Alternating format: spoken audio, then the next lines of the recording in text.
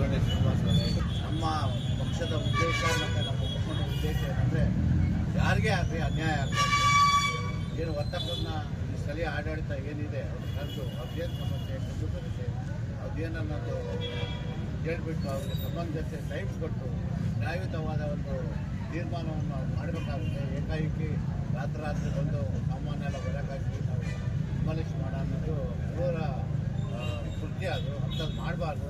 ಅದೇನಾಗಲಿ ದೊಡ್ಡ ಕಷ್ಟ ಇರುತ್ತೆ ವರ್ತಕರು ಎಲ್ಲರನ್ನೂ ಕರೆದು ಮೀಟಿಂಗ್ ಮಾಡಿ ಏನೇನು ಸಾಧಿಸಬಾರ್ದು ಅನ್ನೋದು ತೀರ್ಮಾನ ಮಾಡಿ ನ್ಯಾಯಯುತವಾಗಿ ಅವ್ರಿಗೊಂದು ಅವಕಾಶ ಕೊಟ್ಟು ಅವರ ಮನವೊಲಿಸಿ ಒಂದು ಏನು ಅಭಿವೃದ್ಧಿ ಕಾರ್ಯ ಮಾಡಬೇಕಾಗುತ್ತೆ. ಅದನ್ನು ಬಿಟ್ಟು ಸ್ಥಳೀಯ ಆಡಳಿತವರು ಬೆಳಗ್ಗೆ 6 ಗಂಟೆಗೆ ಬುಲ್ಡೇಜರ್ಗಳು ತಂದು ನಾವು ಡಿಮಾಲಿಷ್ ಮಾಡ್ತೀವಿ ಅನ್ನೋದು ಇದು ಕೃತ್ಯ ಆಗುತ್ತೆ ಅಂತ ನಾವು ಭಾವಿಸ್ತೀವಿ. ಅದಕ್ಕೋಸ್ಕರ ನಾವೆಲ್ಲ ವರ್ತಕರ ಪರವಾಗಿ ನಮ್ಮ ಪಾರ್ಟಿ ವತಿಯಿಂದ ಎಲ್ಲರೂ ನಾವು ಇವತ್ತು ಬಂದು ಅವ್ರಿಗೆ ಒಂದು ಏನು ಸಹಕಾರ ಕೊಟ್ಟಿದ್ದೀವಿ. ಮುಂದಿನ ದಿನಗಳಲ್ಲಿ ನ್ಯಾಯಯುತವಾದ ಒಂದು ಅವ್ರಿಗೇನು ಬೇಡಿಕೆ ಇದೆ ಅದಕ್ಕೆ ನಾವೆಲ್ಲ ಸದಾ ನಮ್ಮ ಮುಖಂಡರು ಎಲ್ಲರೂ ಬೆಂಬಲವಾಗಿ ನಿಂತಿರ್ತೀವಿ ಅಂತ ಹೇಳ್ತಾ ನನಗೆ ಮಾತಾಡೋ ಅವಕಾಶ ಮಾಡ್ತಾ ಇದ್ದೀವಿ. ಬೆಳಗ್ಗೆ 7 ಗಂಟೆಗೆ ದೊಡ್ಡ ಒಂದು ಪೊಲೀಸ್ ತಂಡವನ್ನು ಕರ್ಕೊಂಡ್ಬಂದು ಇವತ್ತು ಅವ್ರು ನೋಡಿದರೆ ಸಾಮಾನ್ಯ ಮನುಷ್ಯ ಎದುರ್ಕೊಂಡು ಹೋಗ್ಬಿಡ್ಬೋದು. ಆ ಥರ ಒಂದು ದೌರ್ಜನ್ಯ, ದಬ್ಬಾಳಿಕೆ, ಕಾನೂನನ್ನು ಇವತ್ತು ಸಂಪೂರ್ಣವಾಗಿ ದುರ್ಬಳಕೆ ಮಾಡಿ ದೌರ್ಜನ್ಯ ಕಾನೂನನ್ನ ಪೊಲೀಸರು ಇಟ್ಕೊಂಡು ಚಳ್ಳಕೆರೆ ನಗರದಲ್ಲಿ ವರ್ತಕರ ಮೇಲೆ ದೌರ್ಜನ್ಯ ಮಾಡಿರ್ತಕ್ಕಂಥದ್ದು ಚಳ್ಳಕೆರೆ ಇತಿಹಾಸದಲ್ಲಿ ಇದೇ ಶಾಸಕ. ಯಾಕಂದ್ರೆ ಇವತ್ತು ನಾವು ಬಹಳಷ್ಟು ಪಕ್ಷದಲ್ಲಿ ಬಹಳಷ್ಟು ಶಾಸಕರನ್ನ ಚಳ್ಳಕೆರೆ ನಗರದಲ್ಲಿ ನೋಡಿರ್ತಕ್ಕಂಥದ್ದು.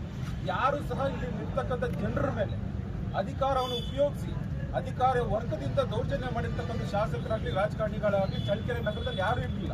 ಇವತ್ತು ರಘುಮೂರ್ತಿ ಅವರು ಎಲ್ಲಿಂದನೋ ಬಂದು ಚಳ್ಳಕೆರೆ ನಗರದ ವಾಸಿಗಳು ನಾಗರಿಕರು 40 ನಾಳೆ ನೀವು ರಿಸರ್ವೇಶನ್ ಬಿಟ್ರೆ ನೀವು ಸಂತೆ ಮಾಡ್ಕೊಂಡು ನೀವು ಬೇರೆ ಊರಿಗೆ ಹೋಗ್ತೀರಾ. ನಾವು ಹಂಗಲ್ಲ, ಇಲ್ಲೇ ಬದುಕ್ತೀವಿ, ಇಲ್ಲೇ ಸಾಯ್ತೀವಿ, ಇಲ್ಲೇ ದುಡಿತೀವಿ ನಾವು. ಆಮೇಲೆ ರಿಸರ್ವೇಶನ್ ಏನೋ ಹೋದ್ರೆ ನೀವು ಬೇರೆ ಊರಿಗೆ ಸಂತೆ ಮಾಡಕ್ ಬಂದು ಬೇರೆ ಸಂತೆಗೆ ಹೋಗ್ತಾರಲ್ಲ, ಹಂಗೆ ನೀವು ಹೋಗ್ತಕ್ಕಂಥವ್ರು. ನಾವು ಇಲ್ಲೇ ಬದುಕಿ ಇಲ್ಲೇ ಮಣ್ಣಾಗಿ ಹೋಗಾಗ್ತಾರೋ. ಆದ್ರೆ ನೀವು ಚಳ್ಳಕೆರೆ ವರ್ತಕರು 40 ವರ್ಷದಿಂದ ದುಡಿತಾ ಇದ್ದಾರೆ, ಅವ್ರಿಗೊಂದು ಪರ್ಯಾಯ ವ್ಯವಸ್ಥೆ ಮಾಡಬೇಕು ಅನ್ನೋ ಒಂದು ಕಿಂಚಿತ್ತು ಒಂದು ಮನೋಭಾವನೆ ತಮ್ಮಲ್ಲಿಲ್ಲ. ಆಮೇಲೆ ಸಂಪೂರ್ಣವಾಗಿ ನಿಮ್ಮ ಆಡಳಿತವನ್ನು, ನಮ್ಮ ಅಧಿಕಾರವನ್ನು ದುರ್ಬಳಕೆ ಮಾಡಿ ಇವತ್ತು ಪೊಲೀಸ್ ಇಲಾಖೆನ ಸಂಪೂರ್ಣವಾಗಿ ದುರ್ಬಳಕೆ ಆಗಿದೆ.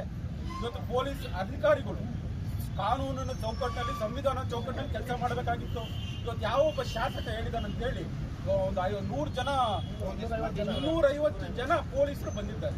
ಯಾರು ಸ್ವಾಮಿ ಇರಲ್ಲ, ಇವರು ಯಾರು ಇರಲ್ಲ. ಇವರು ಸಾಮಾನ್ಯ ಪ್ರಜೆಗಳು ತಮ್ಮ ಮಾನ ಮರ್ಯಾದೆಗೆ ಅಂಜಿ ಬಹಳ ಉತ್ತಮವಾಗಿ ಜೀವನವನ್ನು ನಡೆಸತಕ್ಕಂಥ ಒಬ್ಬ ಸಾಮಾನ್ಯ ಪ್ರಜೆಯನ್ನ ನೀವು 200 ಜನ ಪೊಲೀಸರು ತಂದು ನಿಲ್ಲಿಸಿದ್ರೆ ಅವ್ರ ಗತಿಗೆ ಏನಾಗ್ತದೆ?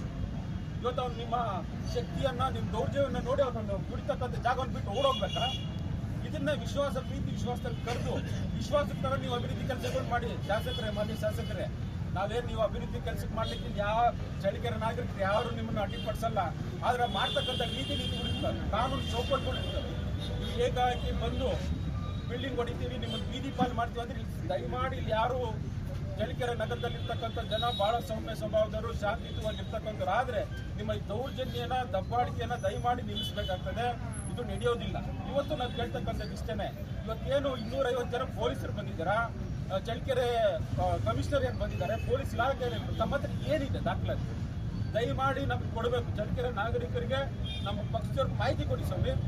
ನಿಮ್ಮ ಹತ್ರ ಡೆಮಾಲಿಷನ್ಗೆ ಬಂದಿದ್ದೀರಲ್ಲ, ಕಾನೂನು ಪ್ರಕಾರ ಬಂದಿದ್ದೀರಾ ನೀವು? ಶಾಸಕರು ದೊಡ್ಡ ಭಾಷಣಗಳು ಬಿಡ್ತಾರೆ, ದೊಡ್ಡ ಮಾತಾಡ್ತಾರೆ. ಸಂವಿಧಾನದ ಬಗ್ಗೆ ಅವ್ರಿಗೆ ಉಚಿತ ಅರಿವನ್ನ ಇದೆ. ಇದ್ರ ಬಗ್ಗೆ ಸಂವಿಧಾನದ ಚೌಕಟ್ಟಿನಲ್ಲಿ ಕೆಲಸ ಮಾಡಬೇಕನ್ನೋದು ಪರಿಜ್ಞಾನ ಇಲ್ಲ ಶಾಸಕರಿಗೆ. ಹಾಗಾಗಿ ದಯಮಾಡಿ ತಾವು ಯಾವ ಆಧಾರದ ಮೇಲೆ ಇವತ್ತು 250 ಜನ ಪೊಲೀಸರು ಬಂದಿದ್ದಾರೆ, ತಾವು ಏನು ದಾಖಲಾತಿಗಳಿದೆ ದಯಮಾಡಿ ಕೇಳ್ತಾ ಇದೀವಿ ನಾವು ನಾಗರಿಕರು. ದಯಮಾಡಿ ಶಾಸಕರು ಇವತ್ತನ್ನ ಬಾಯಿ ಬಿಟ್ಟು ಮಾತಾಡಬೇಕು. ದಯಮಾಡಿ ಮಾತಾಡಿ ಏನೇನು ಕಾನೂನನ್ನ ರೀತಿಯಲ್ಲಿ ತಾವು ಕ್ರಮ ಕೈಗೊಂಡಿದ್ದಾರೆ ದಯವಿಟ್ಟು ಚಳ್ಳಕೆರೆ ನಾಗರಿಕರಿಗೆ ಮಾಹಿತಿ ಕೊಡಿಸೋದು. ಇಲ್ಲಾಂದ್ರೆ ಸಂಪೂರ್ಣವಾಗಿ ಶಾಸಕರನ್ನ ದೌರ್ಜನ್ಯ, ದಬ್ಬಾಳಿಕೆ ಅಂತಾನೆ ಈ ಸಂದರ್ಭದಲ್ಲಿ ಹೇಳ್ತಾ, ಹಾಗಾಗಿ ದಯಮಾಡಿ ಈ ಒಂದು ಘಟನೆನ ಮುಂದಿನ ದಿನದಲ್ಲಿ ನಾವು ವರ್ತಕರ ಪರವಾಗಿರ್ತೀವಿ. ಇಂಥ ದೌರ್ಜನ್ಯ, ದಬ್ಬಾಳಿಕೆ ಏನಾದ್ರು ನಡೆದ್ರೆ ಮುಂದಿನ ದಿನದಲ್ಲಿ ಭಾರತೀಯ ಜನತಾ ಪಾರ್ಟಿ ನಾವು ಉಗ್ರವಾಗಿ ಬೀದಿಗಳಿಗೆ ಹೋರಾಟ ಮಾಡಬೇಕಾಗುತ್ತೆ. ಈ ಸಂದರ್ಭದಲ್ಲಿ ಎಚ್ಚರಿಸಿ ನಾನು ನಿರೀಕ್ಷೆ ಮಾಡಿರಲಿಲ್ಲ. ಯಾಕಂದ್ರೆ ವರ್ತಕರು ಏನೋ ಒಂದು ಖರ್ಚು ಇಟ್ಕೊಂಡು ಇಲ್ಲೆಲ್ಲ ಅಂಗಡಿಗಳು ಸುಮಾರು 40-45 ವರ್ಷದಿಂದ ಇಲ್ಲಿ ಅಂಗಡಿ ಕಟ್ಕೊಂಡು ವ್ಯಾಪಾರಗಳು ಮಾಡ್ಕೊಂಡು ಬಂದಿದ್ದಾರೆ. ಸೌಜನ್ಯಕ್ಕೆ ಆದ್ರೂ ನೇರವಾಗಿ ನಾವು ಆರೋಪ ಮಾಡೋದು ಅಧಿಕಾರಿಗಳು ಮತ್ತು ಶಾಸಕರು ಸೌಜನ್ಯಕ್ಕೆ ಆದ್ರೂ ವರ್ತಕನ ಕರೆದು ನಿಮ್ಮ ಸಮಸ್ಯೆ ಏನಿದೆ, ನಾವು ಅಭಿವೃದ್ಧಿ ಮಾಡಬೇಕು, ಅಭಿವೃದ್ಧಿ ಮಾಡೋದ್ರಿಂದ ನೀವೆಲ್ಲ ಒಟ್ಟಿಗೆ ಇರಬೇಕು. ಯಾಕಂದ್ರೆ ವರ್ತಕರಿಲ್ಲ ಅಂದ್ರೆ ಅಭಿವೃದ್ಧಿ ಆಗೋದಿಲ್ಲ. ವರ್ತಕರು ಒಟ್ಟಿಗೆ ಕೂರಿಸ್ಕೊಂಡು ಸೌಜನ್ಯಕ್ಕೆ ನಿಮ್ಗೆ ಹಿಗ್ಗಿದೆ, ಇಲ್ಲಿ ವ್ಯವಸ್ಥೆ ಬದಲಾವಣೆ ಆಗಬೇಕು, ನಿಮಗೆ ಮುಂದಿನ ದಿನಗಳಲ್ಲಿ ಏನು ಇಲ್ಲಿ ನಿಮ್ಮ ಅಂಗಡಿಗಳು ಕಳ್ಕೊಂತಿರಲ್ಲ, ಮುಂದೆ ನಾವು ಕಾಂಪ್ಲೆಕ್ಸ್ ಕಟ್ಬೇಕಂತಿದೆ. ಆ ಉದ್ದೇಶದಲ್ಲಿ ಅದೇನೋ ಆಲ್ಟರ್ನೇಟ್ ಏನಾದ್ರು ಒಂದು ಮಾಡಲಿಕ್ಕೆ ವ್ಯವಸ್ಥೆ ಮಾಡಬೇಕು, ನಿಮಗೆ ಮಾಡ್ಕೊಡ್ತೀವಿ ಅನ್ನೋ ಭರವಸೆ ಕೊಟ್ಟು ಮಾಡ್ಬೋದಾಗಿತ್ತು. ಸೌಜನ್ಯಕ್ಕೆ ಯಾರು ಅದನ್ನು ಇದುವರೆಗೆ ಕರೆದಿಲ್ಲ. ಅಧಿಕಾರಿಗಳು ಬರ್ತಾರೆ ಚಳ್ಳಕೆರೆಯಲ್ಲಿ, ಬೆಳಿಗ್ಗೆ ಇಡೀ ಪೊಲೀಸ್ ವ್ಯವಸ್ಥೆನ ಬಳಸ್ಕೊಂಡವ್ರೆ ಬಂದಿದ್ದಾರೆ. ನಮ್ಮ ನಗರಸಭೆ ಆಯುಕ್ತರು ಬಂದಿದ್ದಾರೆ, ನಮ್ಮ ಜಿಲ್ಲಾಧ್ಯಕ್ಷರು ಕೇಳಿದ್ರು, ಏನಮ್ಮ ಒಂದು ಕಾನೂನು ಪ್ರಕ್ರಿಯೆ ಇರ್ತದೆ, ಯಾವುದೇ ಡೆಮಾಲಿಷನ್ ಆದೇಶಕ್ಕೆ ಬಂದಾಗ ಪ್ರಕ್ರಿಯೆ ಇರ್ತದೆ. ಅವ್ರು ನೋಡಿ 11 ವರ್ಷದಿಂದ ನಾವು ಹೋರಾಟ ಮಾಡ್ಕೊಂಡು ಬಂದಿದ್ವಿ ಕಾನೂನು ಪ್ರಕ್ರಿಯೆಯಲ್ಲಿ ಅಂತ ನಗರಸಭೆ ಆಯುಕ್ತರು ಹೇಳ್ತಾರೆ. 11 ವರ್ಷದ ದಾಖಲಾತಿ ಇರಬೇಕು.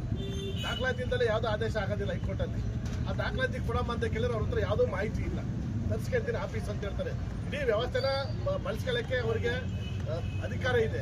ಒಂದು ಮಾಹಿತಿ ಕೊಡ್ಲಂತ ಮಾಹಿತಿ ಕೇಳಲಿಕ್ಕೆ ಅಧಿಕಾರ ಕೊಡ್ಲಿಕ್ಕೆ ಅವ್ರಿಗೆ ಅಧಿಕಾರ ಇಲ್ಲ ಅಂದ್ರೆ ಇದು ವ್ಯವಸ್ಥೆ ಎಲ್ಲ ಆಗಿದೆ.